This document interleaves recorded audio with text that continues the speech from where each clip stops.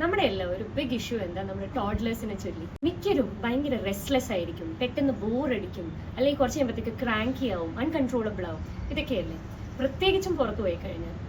എന്തുകൊണ്ടാണ് നമ്മൾ എപ്പോഴും ചിന്തിച്ചിട്ടുണ്ടാവുക? മേ ബി നമ്മൾ അവർക്ക് ഒരുപാട് റെസ്ട്രിക്ഷൻസ് കൊടുക്കുന്നുണ്ടാവും. വീട്ടിലായാലും പുറത്തായാലും. വീട്ടിൽ തന്നെ നമ്മൾ ഫുൾ ടൈം അവരോട് പറഞ്ഞുകൊണ്ടിരിക്കുക എന്താ, അത് ചെയ്യല്ലേ, സോഫ ചാടല്ലേ നിലക്കുന്നു, വെട്ടി ചാടല്ലേ നിലക്കുന്നു, അത് തൊടല്ലേ, ഇങ്ങനെയാണ് ഇത് വെക്കുന്നത്, ഈ ടോയ്സ് തന്നെ എടുത്ത് വെച്ചുകൂടെ. ഫുൾ ടൈം നമ്മൾ ഇങ്ങനെ ഇറിറ്റേറ്റ് ചെയ്തുകൊണ്ടും കൺട്രോൾ ചെയ്തുകൊണ്ടും അവർക്ക് ഓർഡേഴ്സ് കൊടുത്തൊക്കെ ആയിരിക്കില്ലേ ചെയ്യുന്നത്. എവിടെയെങ്കിലും നമ്മൾ അവർക്ക് അവരായിട്ട് ഇരിക്കാനുള്ള ചാൻസ് കൊടുക്കാറുണ്ടോ?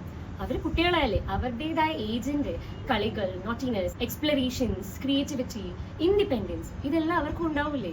അത് അവരുടെ റൈറ്റ് അല്ലേ? അവരുടെ സ്വന്തം വീട്ടിൽ അവർക്കൊരു കോർണറെങ്കിലും വേണ്ടേ, സ്വന്തമായിട്ട് എന്തും ചെയ്യാൻ പറ്റുന്ന ഒരു കോർണർ. കഴിയുമെങ്കിൽ അവർക്കായിട്ട് ഒരു കോർണർ കൊടുക്കുക. അവരോട് പറയാതെ ഈ ചുമര് കണ്ടോ, ഇതിൽ നിങ്ങൾക്ക് എന്ത് വേണേലും വരയ്ക്കാം, ചെയ്യാം, എഴുതാം എന്നൊക്കെ.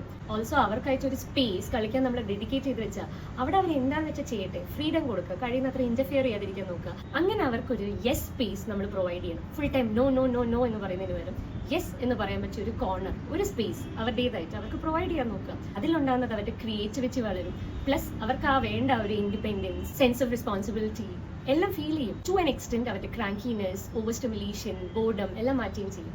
ഇതുകൊണ്ട് തന്നെ പുറത്തു പോകുമ്പോൾ ചിലപ്പോൾ അവർക്ക് അതിന്റെ ടെൻഡൻസി കുറച്ച് കുറയും. നമ്മൾ പറയുന്നത് കേൾക്കുകയും ചെയ്യും കുറച്ചുകൂടെ.